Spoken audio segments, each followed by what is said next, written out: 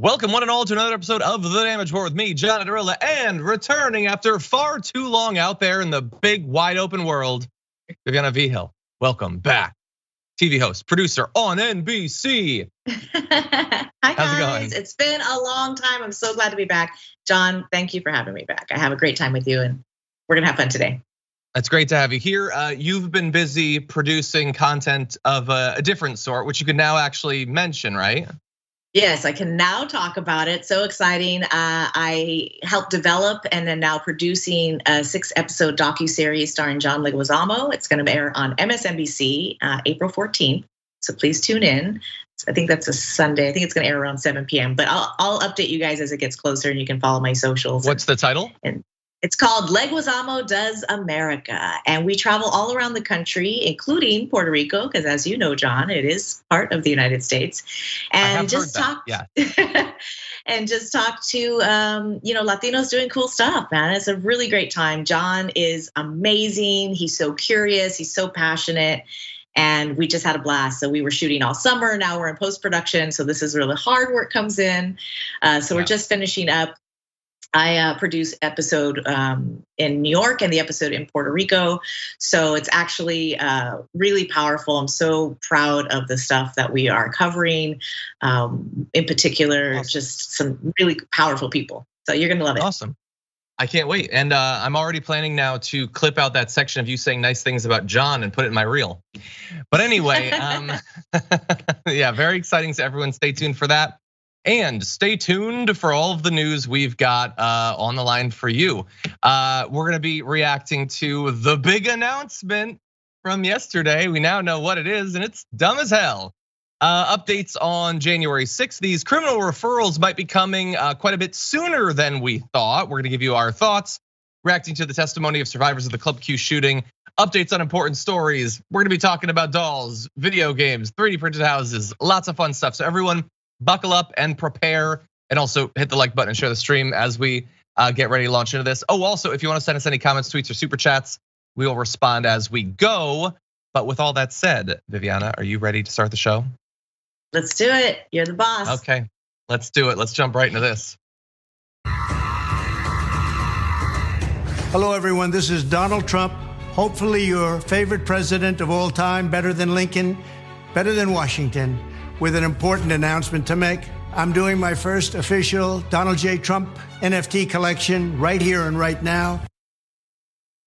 Oh God, of course. Of course, it's an NFT collection. The big announcement, America needs a hero, and it'll come in the form of JPEGs that he wants you to pay $100 a pop for. Anyway, here's the bleat where he announced it. Major announcement, my official Donald Trump digital trading card collection is here. These limited edition cards feature amazing art of my life and career. Collect all of your favorite Trump digital trading cards, very much like a baseball card, but hopefully much more exciting. Well, I really hope so, because we are charging a bundle for these. Only $99 each would make a great Christmas gift. Don't wait, they will be gone, I believe, very quickly. And actually, to that end, they might be gone very quickly, because in that bleat, he attached him as a superhero in a boxing ring, which, as Brett Ehrlich points out, lots of superheroes box. The interesting thing about it is you could just load that bleat and you own it. It's yours because it's a JPEG, and that's how JPEGs work. You don't have to spend $100 on it. And I got news for you. We're gonna show you some of the others. You can own those too for free. Just screenshot this video. You don't even have to go to a stupid website. But in another way, they'll be gone quickly. It's a digital good.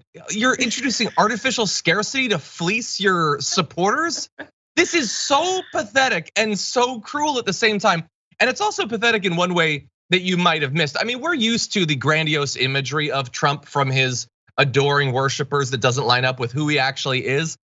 But the beginning of that video was him doing laser eyes. They just took that from the Dark Brandon thing. Like Biden got something that was popular and Trump was like, no, I want laser eyes. It's so sad. The whole thing is so sad. NFTs They were boring like 16 months ago. Who's still doing NFTs? It takes them this long to do it. Anyway, obviously I have thoughts. Viviana, what do you think?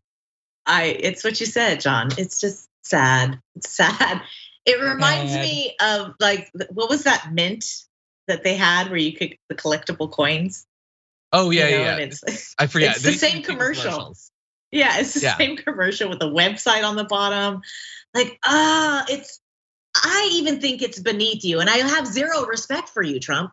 Hopefully, your favorite president, more than Lincoln. Like the pandering, it's just sad. Like, wow, are you really this low? And then the choices, the artistic choices with that's not your body, sir. That is not your body. Even those aren't your eyes either. Yeah, it's just they're not. Yeah, look, sad. I get really it. There's a lot of pressure, thanks to Marvel, on men to have these massive physiques, but I don't have it, Trump, and neither do you, clearly. So the art is ridiculous. Anyway, if you are interested in getting one of these, which you shouldn't, he says they're just like baseball cards, but you collect them digitally on your computer or phone. Again, you can have them instantly. You can have them right now. You can share them on the Discord.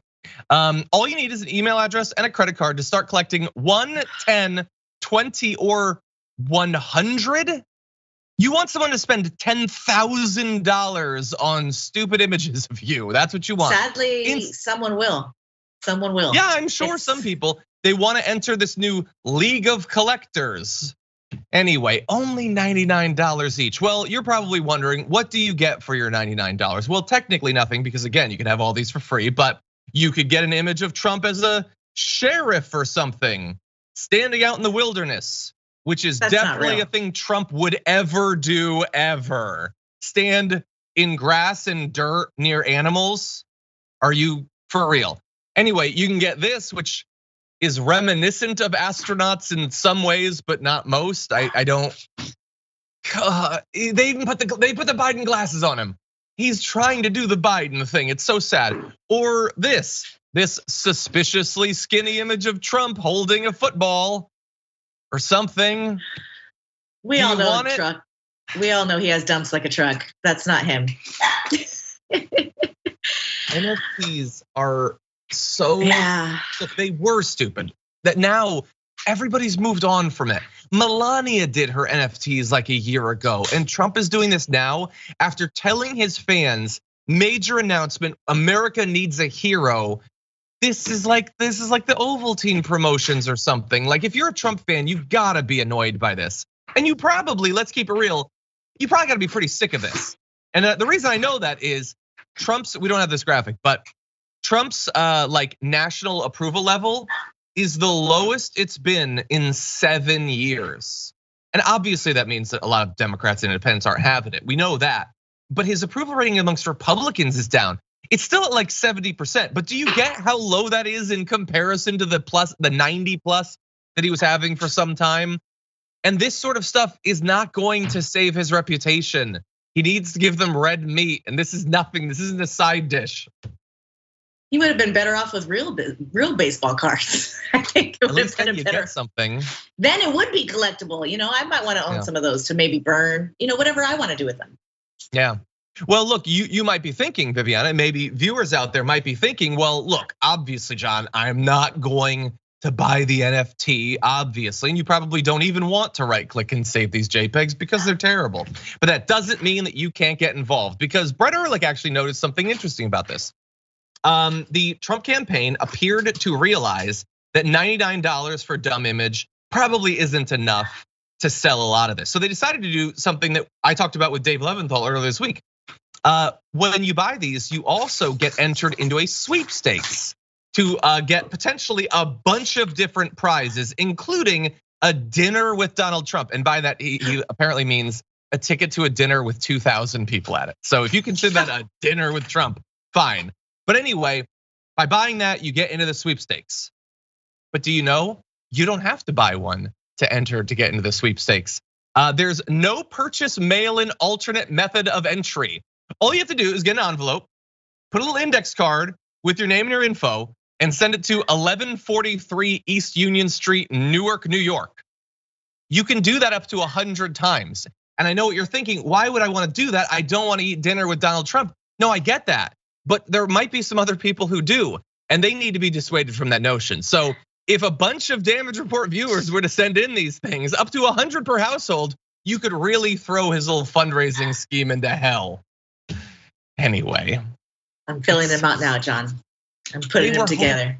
I was looking at some other chats. They were hoping it was gonna be like Carrie Lake as VP or something, or I don't know what else. This is so pathetic, so pathetic. You said it best. I mean, it's sad, and it's beneath who he is as a former president. To be doing this in this way is just so cheap. I mean, I'm not surprised. The guy gilds his toilets, so not shocking. I've got to jump into one of those AI art generators and create a bunch of really horrible alternate images of me, and then sell them for $99 each. Make sure I'll probably make as much money as him. None. Make sure yours have ample cleavage, because that's what they do. Those AI things make you. Does it really? Yeah, there was some commentary on that. Yeah. I'm gonna Google that later.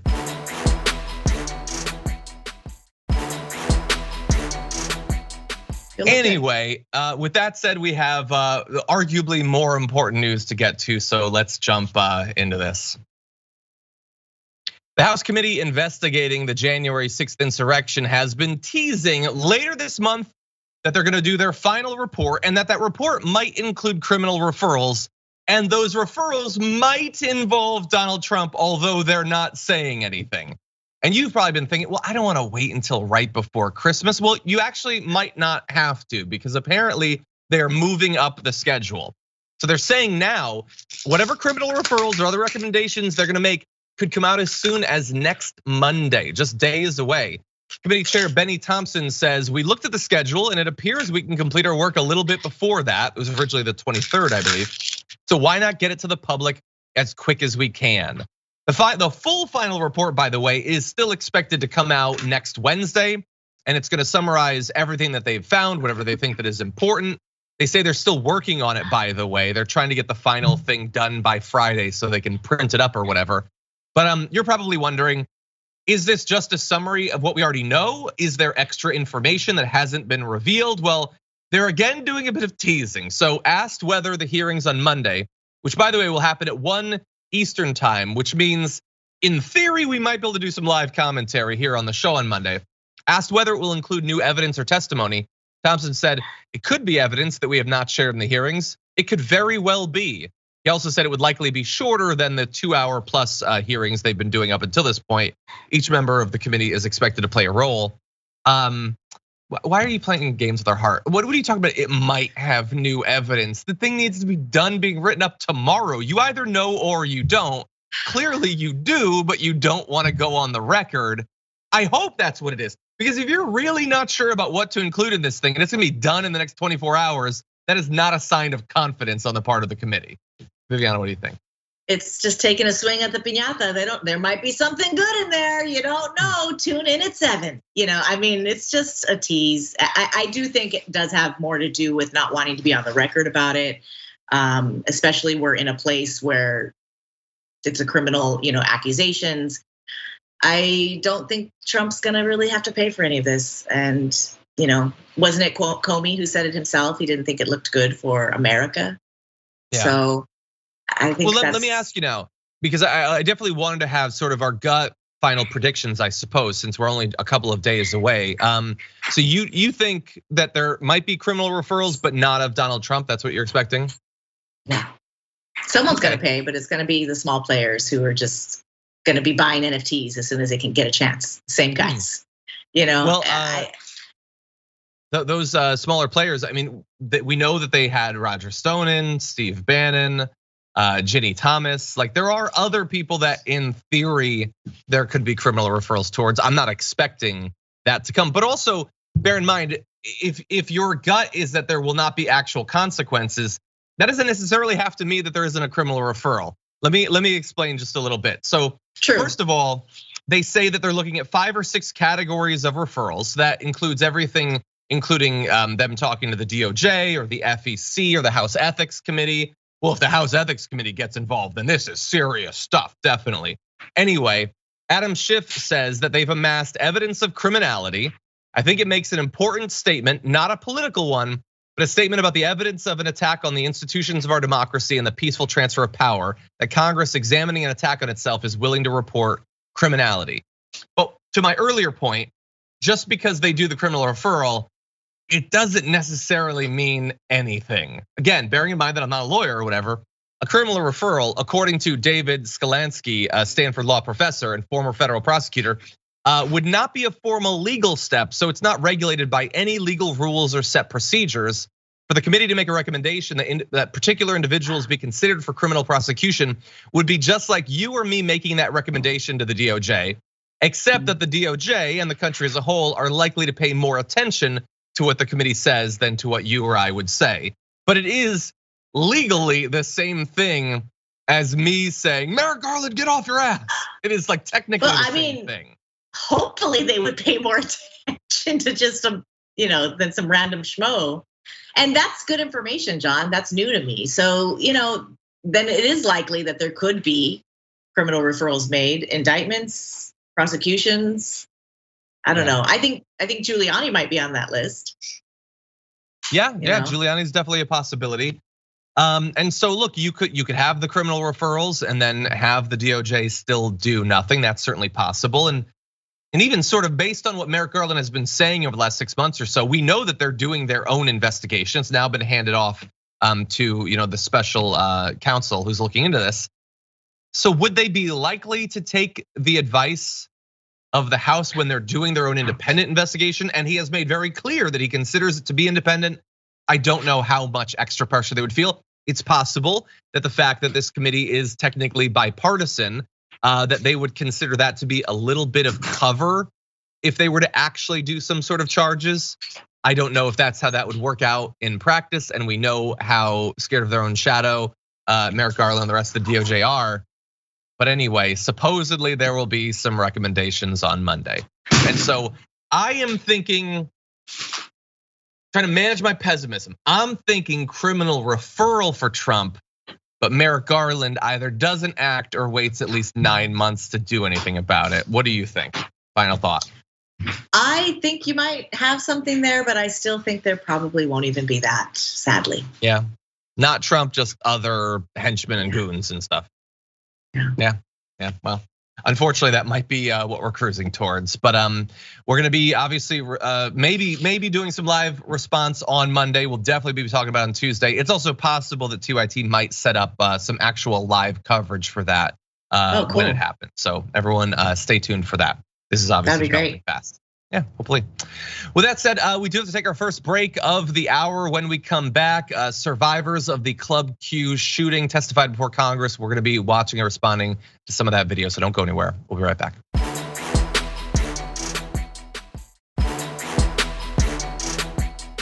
Anyway, we need to go get serious for a little bit. Testimony happened recently, people involved and survivors of the Club Q shooting. We want to give you a little bit of what that was like. It's obviously very serious, very emotional stuff. So bear that in mind as we launch into this. To the politicians and activists who accuse LGBTQ people of grooming children and being abusers, shame on you. As leaders of our country, it is your obligation to represent all of us, not just the ones you happen to agree with. Hate speech turns into hate action, and actions based on hate almost took my life from me at 25 years old. I beg you all to consider your words before you speak them, for someone may use those words to justify action that may take someone's life. To my fellow LGBTQ community, events like this are designed to discourage us from speaking and living our truth. They are designed to scare us from living openly, courageously, and proudly. We must not succumb to fear. We must live prouder and louder than ever before. It's a great statement there by Michael. Regrettably, not a single one of the Republican members of Congress or pundits or regular right-wingers out there are going to change their behavior literally at all, because they're getting something out of this rampant homophobia, transphobia, all of it, the groomer stuff.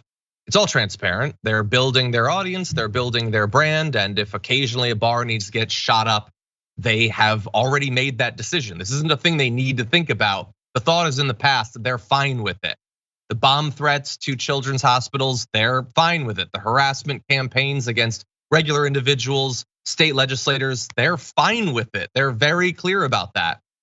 Still, it is great to have people, putting a face, putting words to this desire to return to some sense of normality, of sense at all, of an acceptance of other people. I mean, he is a survivor of a literal terror attack. As he laid out, it's both terror and obvious this is a genocidal urge on the right. They don't just want to kill some gay people in Club Q. They want to wipe every LGBTQ plus person off the face of the earth. And yes, they are trying to influence their behavior by doing attacks like this. It is a perfect example of how domestic terrorism works. And again, recall, in the wake of it, we barely even got the normal thoughts and prayers. They mostly ignored it. They moved on instantaneously. They tried to pretend that it was a member of the community themselves who have committed it, as if that would absolve them from pushing this violent, hateful homophobia. Anyway, we've got more video that we're to go to, but Viviana, what do you think about what you saw? I think Michael is incredibly courageous. I appreciate what he said. What actually I feel is the most important is to be mindful of the words you say, because that is what these kind of mentally unstable AR-15 wielding psychopaths, hate-filled, are getting their supply from. And that is, like you said, they've already made up their mind. They're fine with it. They're not going to switch anything. And it's very sad. We're all living in this like war zone PTSD where these things happen and we just go, well, I guess I have to go to work today, even though this horrific thing happened. And it's just a normal Tuesday for Americans. And I don't know when it's going to change, John, or what needs to happen, because we've already had countless horrific attacks. But it is the rhetoric. It's feeding this cancer. And it is not going to stop until we change laws that prevent weaponry like this getting into the hands of people who are, well, I mean, there's no purpose for an AR-15 anyway, so let's just get that off the shelves, number one. But we really need to be able to be mindful not only of the words that these hate rhetoric is coming out of some of these politicians, but be mindful of who's getting weapons. It's just dangerous. And why do you need this sort of a weapon to own? The amount of damage it does. I mean, this young man, homophobia is rampant. It really is. We see a lot of phobias rampant right now. We have anti-Semitic stuff going on. We've got racism. We've got homophobia. The young kids are seeing it on different channels. I'm not for censorship and talking about TikTok and whatnot, but it's being fed to everybody. And I think the most important thing he said to me is be mindful of our words. Yeah. Regrettably, I think they are being mindful of their words. They're crafting the message that they think will accomplish their goals for them. And there's a lot more of that hate speech that we've been talking about in this next video. You're gonna see that. We need safe places like Club Q more than ever, and we need you, our leaders, to support and protect us. We have received hundreds of hate comments. I cannot read them all, but I'm going to read you a few examples. I woke up to the wonderful news that 5 mentally unstable and lesbians and 18 injured. The only thing I'm mad about is that the had courage to subdue the wonderful killer. I hope more shootings happen. Have a blessed day. The shooter was doing God's work. 5 less, not enough. Those that stopped him are the devil. All gays should die. This is hate. It is not just us that is experiencing this. Our hero, Army veteran Rich Fierro, and his wife Jessica told me that they and their daughter have also been receiving similar hate messages. Yeah. Look, we are a country where you have some of the most popular, wealthy, powerful people pandering to an audience that is large enough that some percentage of it, some predictable, measurable percentage of it, will wish for more wonderful killers that'll wish that the death count was higher. And they're gonna be out there echoing the things they hear from people like Matt Walsh and Charlie Kirk and Tucker Carlson and all of them. And now actually they're having an easier job of it. There's an interesting analysis from Media Matters of right-wing figures, anti-LGBTQ tweets and accounts getting retweets and mentions both before and after Elon Musk acquired Twitter. And look at how it is absolutely blown up. People like Tim Pool, who calls himself a liberal or something, I don't even understand that. And these other people too, these other groups. But again, hate speech, much rarer on Twitter than it used to be. I hear from the guy who owns it. No, they are getting massive algorithmic amplification of their hate speech. And by the way, Elon Musk bought Twitter like formally got in control of it, what, like 2 months ago? Okay, it's not like there wasn't a long period of the groomer talk and the hatred and all that beforehand. It's not like it is just amped up. They're obviously having an active boost to what they're doing. And you can see like Tim Pool trying to respond, implying that Media Matters is being homophobic by pointing out all of these tweets. Tim Pool, by the way, I will remind you, had a tweet storm after the shooting, effectively saying, "What do you expect? They're groomers. People will kill groomers. As long as you keep grooming, you're gonna be killed. What do you expect?" He's still on the account. In fact, has a bigger following than ever when he is clearly calling for more attacks like this, at least doing PR for the wonderful killers. And you have others, politicians, Lauren Boebert, tweeting about how the far left seriously needs to cut this grooming bull crap out because us parents have seriously had enough. She doesn't want to have to think about this. She wants to spend all of her time giving assault rifles to her kids to pose in family photos. No grooming though, no propagandizing or anything. And I don't want to go through all the other examples. There's tons of them, and you said, I believe that was the owner of Club Q, Matthew Haynes, in that last video. They're everywhere. You don't have to look far to find them, and they're now receiving a big assist from Elon Musk. Yeah, for $8 a month, you can say whatever hateful thing you want to say, and you can encourage people to go out and kill whatever group you don't like. And then at the end of it, you can say, "Have a blessed day," and it just absolves you of any sins because you're a follower of Jesus and you're bathed in his blood. Yeah.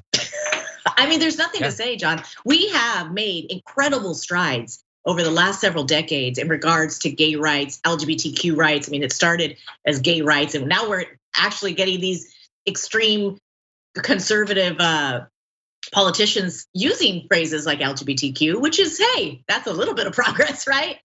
We have worked so hard to get away from the rhetoric about LGBTQ people sort of perverting the youth. It's gotta stop. It's gotta stop. It's ridiculous. It's hurting our kids.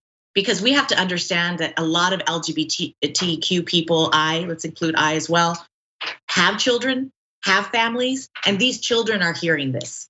And what would Jesus do? Jesus might have been LGBTQI. I don't know. That's not in the Bible.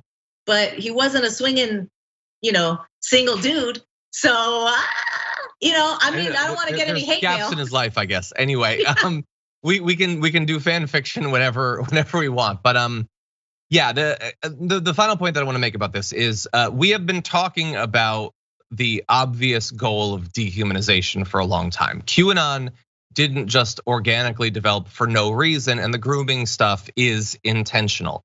The point is, it is one thing if you get a portion of the country to think, "I don't like seeing PDA between gay people. Ew, I don't like it, or I don't want it." That's one thing, okay? But how do you get people to respond to a mass shooting by saying, "If you try to stop the shooter from killing you, you're the devil"? How do you get that? Well, you convince people that all of these people are trying to have sex with their kids and kill their kids and maybe eat their kids or drink the hormones from their brain. If you can do that, and that's what they've been doing, then you can get people to say the victims of a mass shooting are the devil. This is just genocidal stuff. This is the cockroaches. That's what this is. They've used slightly different terminology and they've made it go viral on the internet, but the goal is for you to have no feeling whatsoever except maybe elation when you hear that these people have been brutally murdered. And you can see the evidence of it in those videos. That is well said, John. That's absolutely Thank you. Right on point.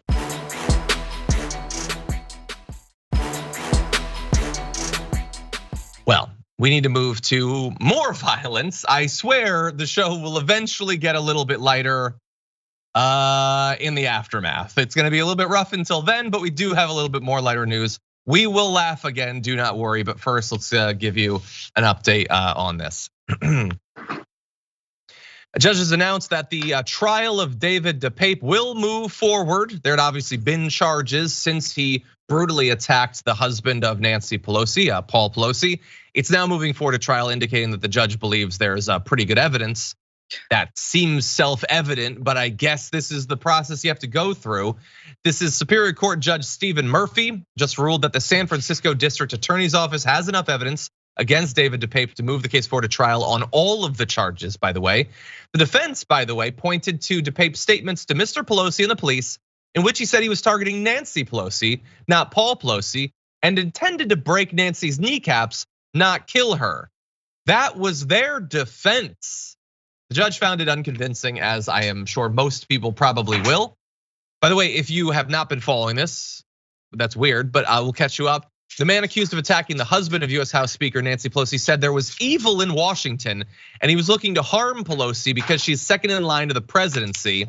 Says there's evil. What they did went so far beyond the campaign. So again, this is explicitly political. And wait until you hear about the other people that he wanted to target. It just fits into all of the right-wing conspiracy theories. But anyway, before we get to that, Viviana, what do you think about this trial? You know, that Tanya Harding defense. I just wanted to bust her kneecaps. It's the guy admitted to it. I mean, he was literally caught red-handed. Maybe you didn't want to kill Nancy, but you hammered somebody's skull in. So that seems to me like you wanted to kill them, right? I don't want that to happen to me. You know, it goes right what you were just saying, John, about the rhetoric being fed to these people constantly. He really, truly believes that there's evil that he has to stop. And that is not just his own sickness in his mind, it's been fed. It's been fed, spoon-fed to him, in fact. And that is the danger. We are seeing the aftermath of now several years of this sort of barrage of misinformation and lies being told to people. And who doesn't want to protect children, John? We all do. Yeah. What about the children? It really motivates people. It lights a fire under them, you know, and all the other things. He's not specific about the evil, so it's very general. And you know, John, and I'm not a big Nancy Pelosi fan, but I'm not out there trying to hurt anybody. You know what I mean? I don't think Nancy's done the best she could for this country. Is she corrupt? Yeah, I think so. Yeah. Does she deserve her kneecaps smashed in? Absolutely not. Don't bust into people's houses. And then her poor husband, the guy who's just sleeping. I mean, I think he did pretty good. I mean, that 911 call was like, this guy's really keeping it together. I was impressed with him. He did a good job. But this DePape guy is so insane and so like on board with this agenda that he's not even denying it. He's out there like, yeah, I did it. Yeah. Well, he is saying that he doesn't deserve the charges, to be clear, but he was very clear about what he was doing the night of. And we're actually going to get into a little bit of what he told the authorities that night. But again, just to provide a little bit more information, he had broken into the house. This is back on October 28th. Man, time flies. And instead ended up beating her husband with a hammer. By the way, the Associated Press ends their little catch-up saying the violence sent shockwaves through the political world. And they did, but not necessarily in the way that you might expect. Obviously, reasonable people were horrified by this, but recall, for the people on the right, this was the funniest thing they had heard all year. And they could not wait to mock how Paul Pelosi's skull was bashed in by a right-wing conspiracy theorist. Never forget that. Anyway, he pleaded not guilty. I was saying that's not evil at all, right? He was stopping evil. He pleaded not guilty to federal and state charges, including attempted murder, burglary, and elder abuse, but is right now being held without bail, which is certainly good. Okay, so what else do we know about this guy? Well, we knew that he had other people on a list. That's been clear for some time. Lieutenant Carla Hurley said that the defendant told her of other people he wanted to target, including Gavin Newsom, governor of California, actor Tom Hanks, and Hunter Biden, one of Joe Biden's sons. So again, remember, you were told, well, it's like, do we really know the political motive? I mean, lefties hate Nancy Pelosi too, so who knows? Well, I don't know. The fact that they're going after Gavin Newsom, who the right hates because he keeps starting fights with Ron DeSantis. Tom Hanks, that might seem random to you if you're a sane person who hasn't been on the internet a ton the last couple of years. That's a QAnon thing, to be clear. They believe that Tom Hanks is eating babies or something, and Hunter Biden, because of course, this guy, look, we live in a country with a lot of mental illness for a couple different reasons. One, we're humans, there's always gonna be some. Two, it's stigmatized and there aren't the resources necessarily to fix it for people who suffer from it. That is always going to be the case. The question is, what do you yell at those people? What do some of the most influential people with the biggest audiences scream at them night after night? And if what you're screaming is that the babies are being eaten and that Hunter Biden's getting away with murder and something needs to be done, always something needs to be done, then those people are eventually going to take that seriously. There's a lot of effort put into trying to get them to take it seriously. And whatever else you might say about David DePape, he took those claims seriously and he acted out based on it. And thankfully, Paul Pelosi wasn't murdered. Thankfully, Nancy Pelosi's knees weren't busted apart, but that is what he wanted. That is what he wanted. And unfortunately, the rhetoric since then, have you noticed it being more moderate following the Club Q shooting or following the Pelosi attack? Have you noticed the right dialing back the intensity of the rhetoric? No, they're calling for total war at their meetings. It's just as bad as it ever was. Any other thoughts, Viviana, before we move on? I mean, it's worse, John. It's worse. It's gotten worse. It's sick and dangerous. We don't know what's going to happen around the corner because this rhetoric has not stopped. These stories are still out there. I mean, Tom Hanks, for God's sakes, there's a baby in my boot. Yum. I mean, what is he saying? What do you think he's doing? Was that a modification of the Toy Story line? I think that's what it was. Nice work. A little bit of improv for Viviana there. Anyway, look, it is super serious, and thankfully they caught this guy. But God knows how many other people there are just in San Francisco, let alone across America, who would love to engage in something like this. They're just looking for a mission. They're looking for a mission. They're soldiers. They're God's soldiers curing evil on the. I don't know. It doesn't make any sense to a sane person, but like you said, there's a lot of mental health out there. Issues out there that aren't being dealt with properly. Yeah. This is just fuel to the fire. We on the pre-port this morning. So California is doing this commission looking into the possibility of reparations. And Tucker Carlson told the audience that the Democrats are using Nazi race science to determine who gets money and who doesn't. So again, like if you're a deranged conservative, the other side is Nazis. They're using race science, and even though they're not, none of this is true. But they're going to trust Tucker Carlson 1,000 times more than everybody else in media combined, and that's what he's telling them on a daily basis. And they're Tucker being wiped Carlson, out, they're being replaced, their sperm is being destroyed. It's scary stuff, people. And Tucker Carlson has never quoted Blood Quantum to talk about indigenous, tribal membership and whether or not they don't, what didn't Trump say? They don't look like Indians to me. So in Spanish we say cuando conviene, when it's convenient. Oh, you want to use race science? You want to talk about blood purity? You want to talk about it, but then when it's being used like something you don't like, it's gonna be a tough pill to swallow, Tucker. Yeah. Well, we're gonna take our second break. When we come back, some next steps of anti-abortion forces trying to dial back your access to reproductive care. We'll have that for you and a lot more, so don't go anywhere.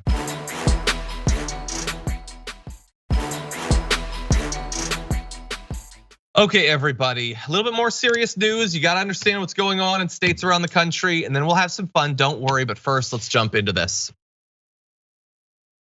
In the aftermath of the destruction of Roe v. Wade, tons of Republicans, both elected officials, especially national ones, as well as right-wing pundits were like, hey, don't freak out. Sure, Roe v. Wade is gone, but that's it. We're satisfied now. We're not gonna do anything crazy, certainly, so don't vote against us. Well, we told you that there was no way in hell you could trust that, and it has been proven many times over. Here's a new way that they are going far beyond just the destruction of Roe v. Wade. So bear in mind, anti-abortion activists have already filed lawsuits that could ban blue state medical providers from prescribing medication abortions, and lawmakers plan to target abortion pills even harder in 2023. So this is one area where people feel like, okay, they've really cracked down on some of the traditional ways to access abortions, but maybe with the pills we can fill a little bit of the cracks. Well, they are definitely going to try to stop anybody from doing that, and not just in banning the pills. They're going to go further than that. So one plan involves Texas lawmakers drafting legislation to censor abortion pill websites, including Aid Access, a service run by a Dutch doctor. The European-based site launched in 2018 due to dwindling access in the US, and about a year ago, it started to offer advanced provision of abortion pills to people in all 50 states before they're pregnant. Texas Republicans are preparing to introduce a bill for the January 2023 session that would require internet providers to block abortion pill websites in the same way they can censor child sexual abuse material. And as I pointed out in our production meeting, yeah, technically it'd be like that in that you'd be censoring it, but there's a reason we ban the child sex abuse imagery, and it's kind of different than the argument you're making here. You just don't want people to have access to what should be their constitutional rights. Let's be clear about that. And by the way, let's also be clear about the free speech party, once again showing how deep of a commitment they have to free speech. And oh yes, I do actually mean violations of free speech in this case, because bear in mind, this is not a private company banning access to it. This is the government requiring a private company to ban access to that. This actually does bear on the First Amendment. Viviana, what do you think? This is a crash and burn kind of situation for this country, for not just women in this country, anybody who can get pregnant, anybody who's affected by people who could get pregnant, children, grandparents. I mean, this is just a catastrophe, and it is going to affect women or people who can get pregnant who may want to access abortion or not. I mean, I remember after the Affordable Care Act passed, how elated I felt that birth control pills were going to be covered. This is the kind of stuff that's going to start trickling down. Then reproductive access, birth control access, it's all happening already in real time, and it is just a crash and burn situation. It's got to change, John. It's got to change. We need federal leadership to step in and say, no, this isn't going to happen, and it's not happening fast enough. It's like this kind of race to erase rights of fertile people. Yeah, it's a terrible situation. We know that people don't support this. We know that. That's why when they put it on the ballot, it loses time and time again in blue states and red states all over the place. But that's not going to stop them. They want it. Some of them are true zealots, and they just genuinely don't. They genuinely hate these rights, and others think that sure, it might not win on the ballot, it might not win for a presidential candidate, but maybe for me in Congress or in the state legislature, I can get enough crazies to win a primary, and they might be right. By the way, a little bit more on this. That's what does happen, and that is scary. They use it as a potential to win races and to make them seem like they're these, holier than thou type people. Like, I just want to save kids. I just want, really, because you're actually killing kids like this. It's funny because there's a lot of kids that are living and breathing air actually already that this affects very negatively in their real life experience. Yeah. Also, Students for Life, they plan to focus on weaponizing environmental regulations. They want to create a team of student investigators to test wastewater in hopes of finding contamination from abortion pills, and then use that to get states' attorney generals to issue statewide injunctions on abortion pills. Oh, they care about science all of a sudden. They care about one contaminant in the water. Okay, it's gonna blow their mind. Did you know that there are others? Yeah, that might be doing more damage. Actually, no, they're not. Good luck filtering out that one, needle in a haystack. Yeah, and by the way, speaking of the commitment to life, new report finds states with more abortion restrictions have higher maternal and infant mortality. Again, it is not about protecting life; it's about forcing birth. That's what it's about. And then once you're born, they don't care. Oh, you need something? Oh, you're a dredge in society. It's like, but I wasn't a dredge 2 minutes ago. No, now you're born and breathing. Yeah, now suddenly we don't care. So I want to give you just a little bit more information about that report. It found that strict restrictions on abortions are associated with poorer access to healthcare for pregnant people and infants, which in turn raises the risk of negative outcomes such as mental health challenges and death. According to the report, states that heavily restricted abortion access in 2020 had maternal death rates that were 62% higher than they were in states where abortion was more easily accessible. So don't tell me it's not possible for these states to do better. You just have to look across the border. You have to change your policy, change the culture. You could do that. That's actually something that could happen. And of course, people of color, those who are uninsured, and those who live on low incomes or in underserved areas already face additional risks that threaten their lives during pregnancy, such as difficulty accessing consistent pre- and postnatal care. And those issues are being exacerbated in the current climate. It increases poverty, it increases hunger, it increases abuse of children. It's all synergistic variables. You cannot isolate these. This doesn't live in a vacuum. You cannot restrict reproductive care, either pre or, it's just, you can't do it. It's just a domino effect. Well, as bad as that is, we have more news coming out of Texas. So we're gonna move on to our last topic, and this is definitely a weird one. A viewer had put this on our radar yesterday on the show. So thank you as always to viewers who let us know about things that are going on. I actually have a brief thing we're gonna talk about on the other side of our next break that I saw being talked about in the chat. So thank you as always for making sure that we know what's going on. Let's start with this though. Ken Paxton, the Attorney General of Texas, wants information about how many trans people there are in Texas. Why? I don't know. He's not saying. Doesn't seem like anything good. Don't trust him to use that information for anything that's going to help people in the community. But I do want to let you know about what we know so far. So the office sought a list of individuals who changed their gender on their state driver's license and other records over a 2-year span. So they'd requested this from the state's Department of Public Safety, initially asking for a total number of changes from male to female and female to male broken down by month, and later asked for the numbers and a list of names. So at first it was just numbers. Then it was, I want specific information about these people. I want you to print me out a list of thousands and thousands of names. And then I probably won't do anything terrible with it, I guess.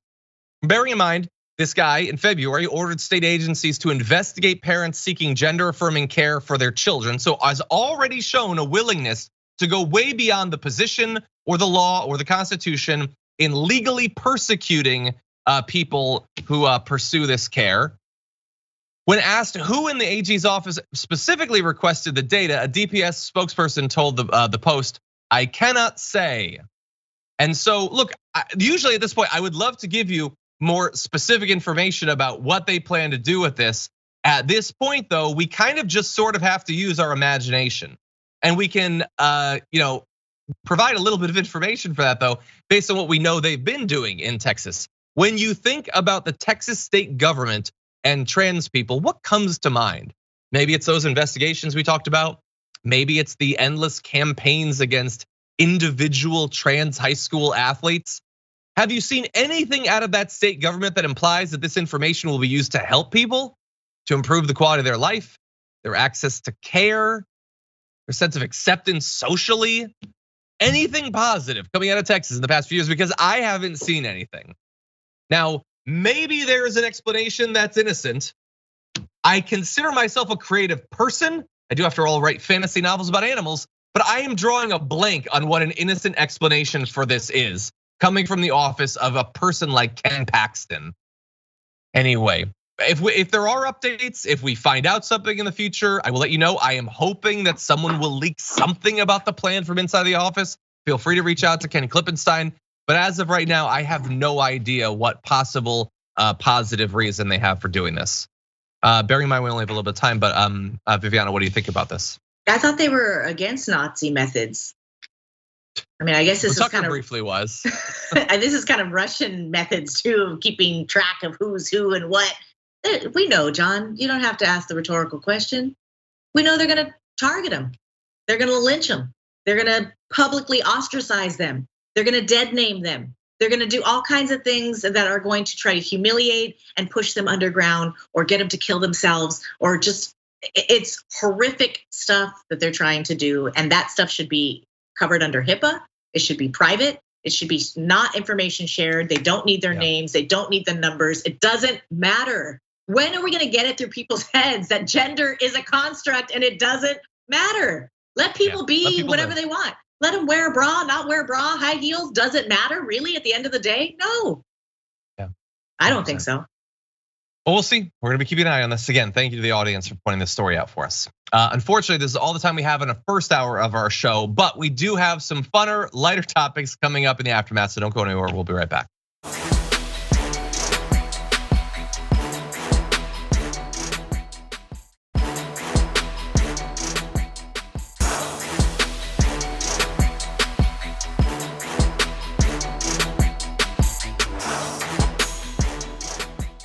Thanks for listening to the full episode of The Damage Report. Support our work, listen ad-free, access members-only bonus content, and more by subscribing to Apple Podcasts at apple.co/TYT. I'm your host, John Adarola. I'll see you soon.